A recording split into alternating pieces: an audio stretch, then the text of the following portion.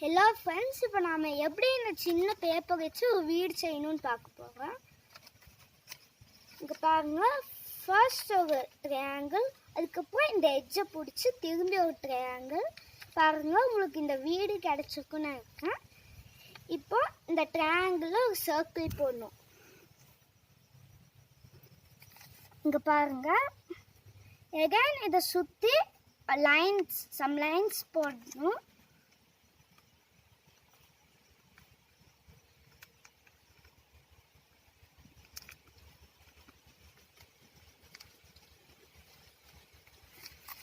இங்கே பாருங்க, சுற்றி லைன் போட்டு அதுக்கப்புறம் இந்த இடத்துல ஒரு டோர் வரையணும்.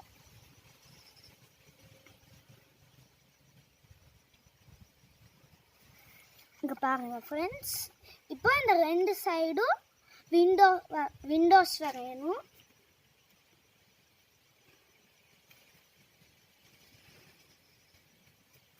இங்கே பாருங்க, வீடு ரெடி. Thank you.